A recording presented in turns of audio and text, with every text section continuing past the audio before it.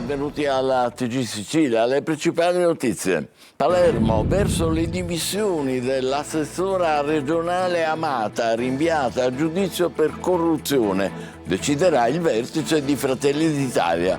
Per l'assunzione del nipote avrebbe concesso un finanziamento alla fondazione rappresentata da Marcella Cannariato, condannata ieri a 2 anni e 6 mesi. Messina, processo a Stagno dal Contres, udienza rinviata al 7 maggio, Policlinico e Università parti civili. L'ex primario avrebbe preteso contributi per 700.000 euro da case farmaceutiche e imprese di prodotti medicali per l'organizzazione di un congresso a Giardini Naxos. Antimafia a Palermo, dopo l'arresto dei 32 boss svelati, i nuovi affari di Cosa Nostra. Oltre a pizza e droga, ora ci sono anche le aste tributarie per acquisire immobili e poi rivenderli. Niscemi, allarme senza fine, la protezione civile conferma il fronte della frana resta instabile, impossibile una messa in sicurezza totale, evitare la ricostruzione della morfologia originale. Rifiuti, Catania esce dalla crisi, l'impianto di Coda Volpe lavora a pieno regime e nell'800 si torna alla normalità. In poche ore raccolte 300 tonnellate di spazzatura.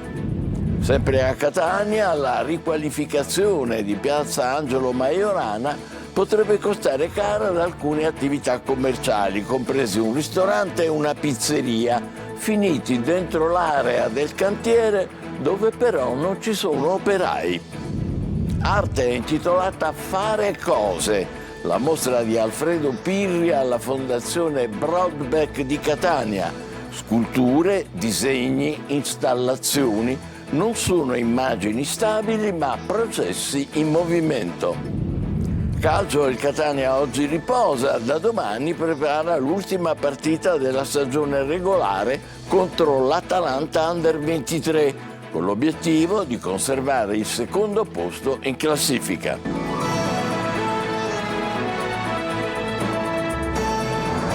Bentrovati. Dopo il rinvio a giudizio per corruzione, l'assessora regionale Amata attende il verdetto del partito della Meloni, Fratelli d'Italia, ma le dimissioni sono nell'aria. Lorena Dolci. La sua sorte era legata alla decisione del GIP. Adesso che il rinvio a giudizio per l'assessora Elvira Amata è arrivato, i nodi del rimpasto vengono al pettine. Il dubbio non è se l'esponente di Fratelli d'Italia si dimetterà, ma solo quando. Schifani non commenta, si attendono le mosse del partito della Meloni, che tra qualche giorno invierà in Sicilia la sorella Arianna e il suo plenipotenziario Donzelli, a cui è delegata la scelta politica. Il processo per corruzione per l'Amata, che ha scelto il rito ordinario, comincerà il 7 settembre. Condannata a 2 anni e 6 mesi con il rito abbreviato l'imprenditrice Cannariato. Secondo la procura, tra le due c'era un patto per l'assunzione del nipote dell'assessora in cambio di un contributo ad una manifestazione patrocinata dalla Cannariato. I segnali che filtrano dai meloniani vanno nella direzione delle dimissioni. Questo farebbe scattare un impasto più ampio. In giunta resta ancora infatti il vicepresidente San Martino, rinviato a giudizio per corruzione, senza contare il presidente dell'Arse Gaetano Galvagno a processo per peculato. Ad 1 anno dal commissariamento in Sicilia, Fratelli d'Italia è la resa dei conti. La base chiede di applicare anche nell'isola le regole che alla fine hanno costretto a fare un passo indietro a Daniela Santanchè, Andrea Del Mastro e Giussi Bartolozzi. Le opposizioni alzano il tiro contro i guai giudiziari della maggioranza e chiedono a gran voce le dimissioni dell'Amata. A Messina, via al processo all'ex deputato e docente di chirurgia plastica Stagno dal Contres, arrestato per corruzione, concussione e truffa. La Cassazione ha accolto il ricorso sulla revoca dei domiciliari. Francesco Triolo. È durata appena qualche minuto la prima udienza del processo a carico del professor Francesco Stagno dal Contres, il primario di chirurgia plastica del Policlinico di Messina, arrestato con l'accusa di corruzione, concussione e truffa. Il chirurgo, ex deputato del centrodestra, ha chiesto il rito abbreviato. Secondo la procura avrebbe preteso contributi per complessivi 700.000 euro da alcune case farmaceutiche ed imprese di prodotti medicali per l'organizzazione di un congresso medico a Giardini Naxos in cambio del benestare alle forniture nel suo reparto alle stesse ditte. Nell'udienza di oggi si sono costituite come parti civili l'Università di Messina e il Policlinico Universitario. L'udienza è stata poi rinviata al 7 maggio. Intanto sul caso Dal Contres c'è da registrare la decisione della Corte di Cassazione che ha accolto il ricorso degli avvocati Salvatore Silvestri e Nico D'Ascola e ha annullato la conferma del Tribunale del riesame per gli arresti domiciliari, rinviando ad una nuova valutazione con un nuovo collegio. Antimafia a Palermo, ieri 32 fermi grazie anche alla denuncia dei commercianti taglieggiati. Il gruppo mafioso, gestito da vecchi boss appena usciti di galera, si dedicava non solo alle estorsioni e al traffico di droga, ma anche al settore delle aste giudiziarie, intimidazioni a probabili concorrenti per impedirne la partecipazione, acquistare immobili e poi rivenderli. Simona Mazzone. I 32 fermi a Palermo tra capi e affiliati hanno scoperchiato un vaso di Pandora dove la mafia di Brancaccio e Corso dei Mille aveva le mani ovunque, persino nei meccanismi della giustizia amministrativa. I boss che tornano in azione nemmeno 10 anni di carcere li hanno scoraggiati per gestire gli affari e dedicarsi non solo al racket delle estorsioni e al traffico di droga, ma per infiltrarsi anche nel business delle aste giudiziarie. Perché nel settore edilizio è più facile riciclare denaro. Secondo le indagini, l'organizzazione riusciva a inquinare persino le aste giudiziarie, manipolando il mercato degli immobili pignorati e ricorrendo all'intimidazione per scoraggiare la partecipazione alle gare o per imporre prezzi a ribasso. Senza concorrenza in quelle aule manovravano a proprio vantaggio le aste con le case acquistate da prestanome. 49 gli immobili sequestrati per un valore di circa 7 milioni di euro. Tra i sequestri anche la sala bingo di via Messina Marine, dove a gennaio si era esibito il cantante neomelodico Anthony. Un'attività redditizia si era focalizzata anche sullo sfruttamento di eredità e testamenti. Venivano individuati defunti senza eredi e stilati testamenti falsi per impossessarsi di tutti i loro beni. Inoltre il gruppo riusciva tramite strategie contabili e documentazione falsa e grazie alla collaborazione di un dinamico ragioniere al servizio della mafia a perseguire schermature dei capitali e frodi bancarie per nascondere i patrimoni illeciti al fisco e d'improvviso soggetti nullatenenti diventavano clienti affidabili per il circuito bancario. Sempre a Palermo gli studenti di 4 scuole elementari hanno ripulito, come vedete fra un momento, eccoli qua, le immagini, la lapide che ricorda la morte di Pio La Torre e Rosario Di Salvo, vittime della mafia. Il gesto simbolico per il 44esimo anniversario del loro omicidio. Sarà l'autopsia sul corpo del giovane di Favara, ucciso a Pavia, a chiarire le cause della morte. Una lite per futili motivi, per un pezzo di pizza, a quanto pare, e l'aggressione violenta con un cacciavite. È fermato un 16enne di origine egiziana per omicidio. Davide Sardo. Sarà disposta nelle prossime ore l'autopsia sul corpo di Gabriele Vaccaro, il 25enne di Favara ucciso a Pavia, per chiarire con esattezza le cause del decesso. Alla camera mortuaria dell'ospedale San Matteo intanto ci sono i genitori, i fratelli e la fidanzata del giovane. Attendono il dissequestro della salma per poterla riportare a Favara e celebrare i funerali. È difficile trovare le parole per esprimere il senso di disfatta che portiamo nel cuore per un giovane che se ne va. Vorremmo semplicemente in questo momento esprimere la nostra vicinanza come comunità ecclesiale, come consiglio pastorale ai familiari, perché possano essere confortati dall'abbraccio e possano superare questo momento di dolore. E allo stesso tempo vorremmo che a tutti i giovani, a tutta la città arrivasse un messaggio, perché le parole e i gesti devono essere ispirati alla concordia, all'amore e non alla violenza, alla prevaricazione. Prende forma la ricostruzione degli investigatori all'origine dell'aggressione, ancora una volta futili motivi. Un pezzo di pizza conteso nella notte. Un gruppo di 5 giovani avrebbe preteso le pizze acquistate da Gabriele e dai suoi amici. Dalle parole si è passati rapidamente alla violenza. Un 16enne egiziano fermato per omicidio e trasferito al carcere minorile Beccaria di Milano avrebbe colpito il giovane al collo con un'arma appuntita. Inutili soccorsi, Gabriele è morto poco dopo in ospedale. Nel tentativo di difenderlo è rimasto gravemente ferito un giovane di Ribera, amico e collega della vittima, colpito al braccio e al torace, ha riportato un polmone perforato e ricoverato al San Matteo di Pavia, ma non è in pericolo di vita. Gli altri 4 giovani rischiano una denuncia per omissione di soccorso. Fran di Niscemi, nuovo allarme della Protezione Civile. Il fronte resta instabile, impossibile una messa in sicurezza totale. Si punta su monitoraggio e riduzione del rischio. Gerry Italia.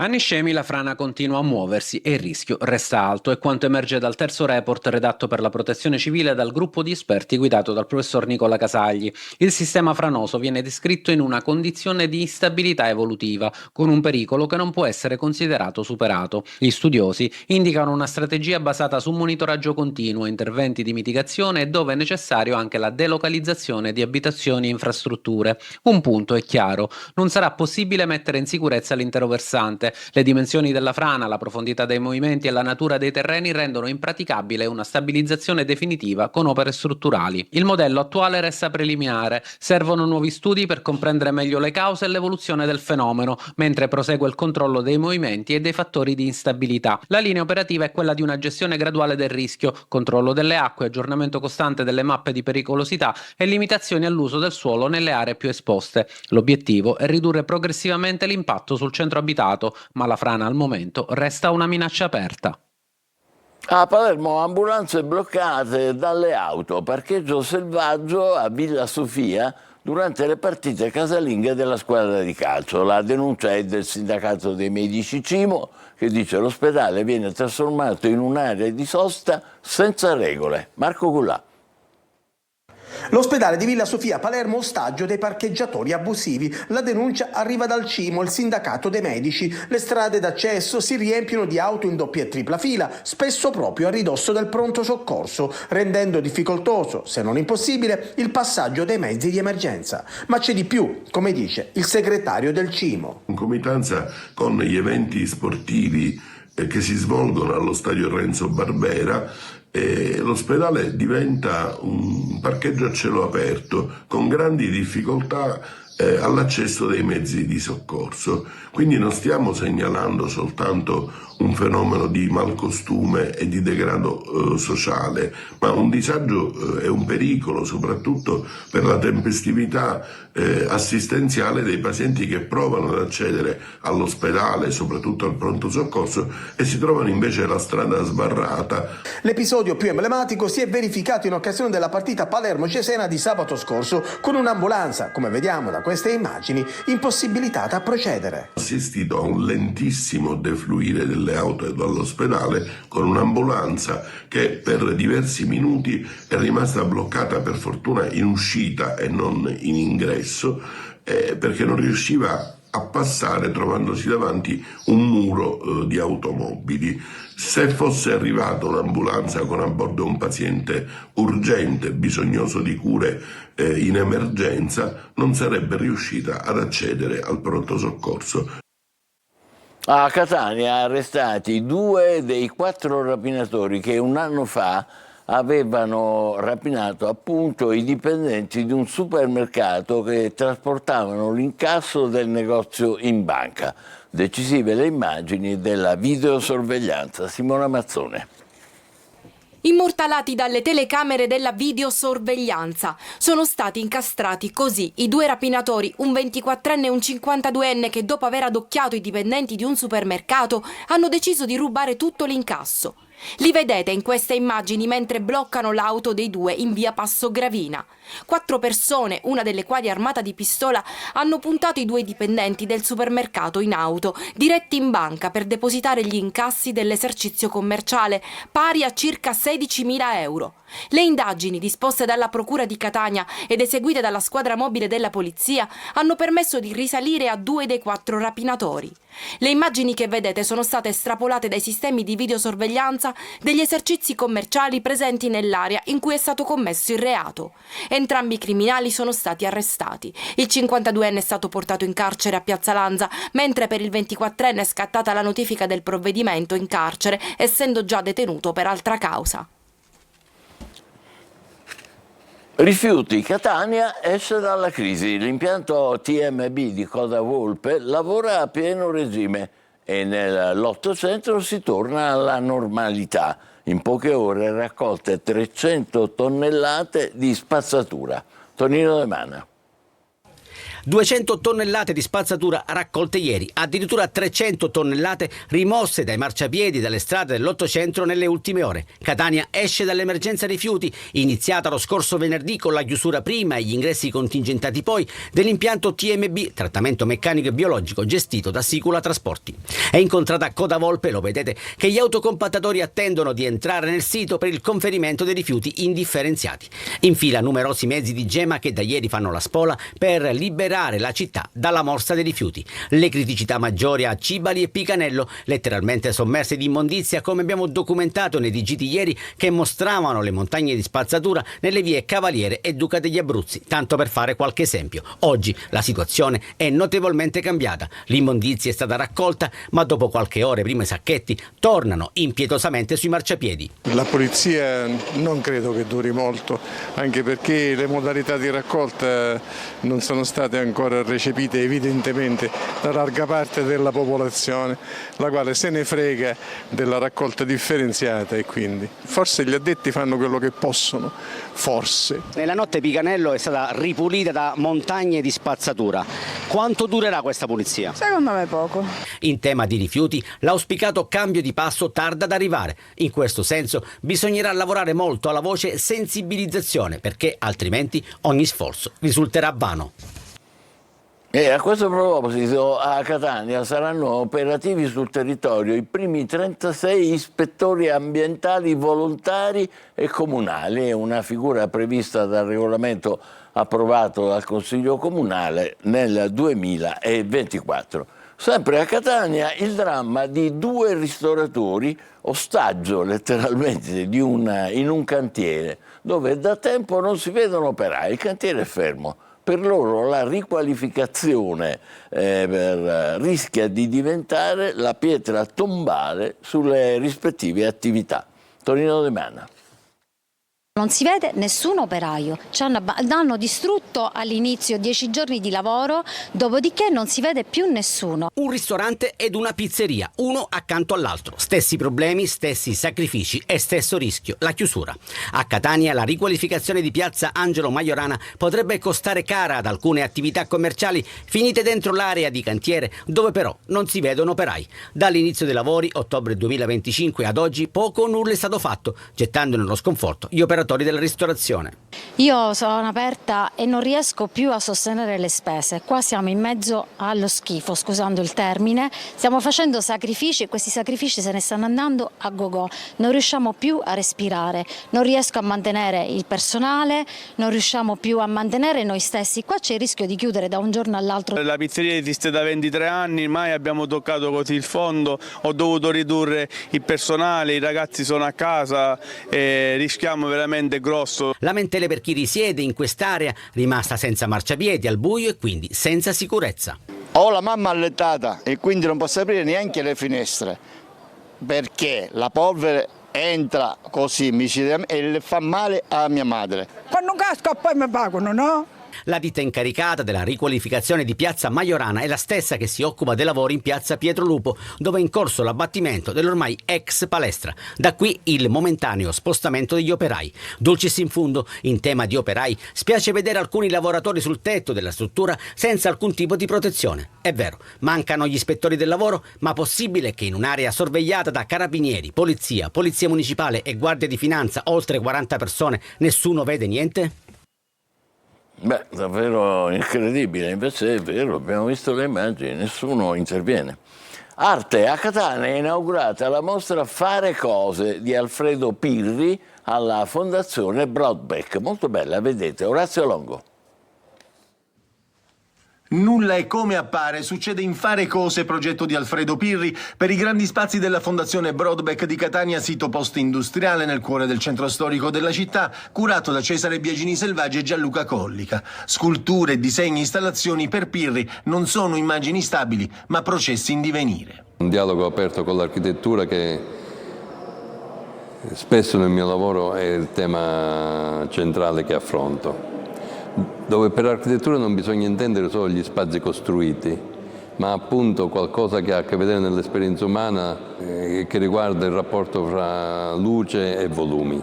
Una mostra che riassume opere dal 1988 ad oggi. Una grande sfida alla percezione di tutti noi, del pubblico che interverrà, perché Pirri non riproduce nulla ma fa accadere le cose. E cosa accade in particolare? Beh, la materia diventa effimera, diventa luce.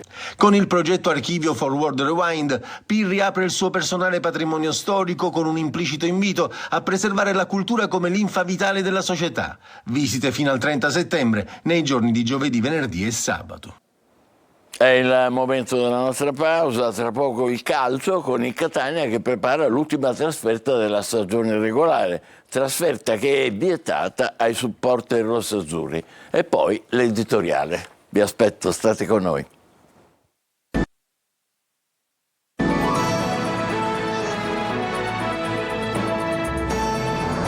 Calcio, il presidente Ross Pellegrini ha lasciato Catania, ma prima di farlo ha definito diverse situazioni legate al Torre del Grifo. Intanto la squadra, che oggi riposa, da domani prepara l'ultima partita della stagione regolare con l'obiettivo di conservare il secondo posto in classifica. Francesco Triolo. Da un lato l'attenzione che resta alta per l'ultimo turno di campionato, dall'altro la programmazione del futuro. Il Catania è impegnato su due campi. Domenica pomeriggio i rossazzurri giocheranno a Caravaggio contro l'Atalanta Under 23. Alla squadra di Toscano serve almeno un punto per garantirsi il secondo posto in classifica. Gli etnei oggi hanno riposato, riprenderanno domani e si lavorerà a ritmo serrato sino alla partenza per Bergamo, dove non ci saranno i tifosi rossazzurri, essendo stata vietata la trasferta. Intanto c'è la partita che si gioca fuori dal campo su Torre del Grifo. Infatti c'è stato un deciso cambio di passo dopo la visita di Pellegrini in città. È stato definito l'accordo per acquistare un terreno attiguo al centro sportivo da riservare esclusivamente alla prima squadra. Contestualmente sono cominciati gli interventi per il ripristino dei 4 campi, 2 in erba naturale e altrettanti in erba sintetica, che nel futuro dovrebbero essere destinati al settore giovanile e alla formazione femminile, ma che a breve termine, ossia nella prossima estate, nelle intenzioni della dirigenza, dovrebbero consentire alla prima squadra di svolgere in sede parte della preparazione precampionato, in fase di valutazione la gestione della parte alberghiera della struttura, che potrebbe essere affidata ad un soggetto esterno, rimanere almeno in parte quanto necessario per la prima squadra in capo al club rossazzurro.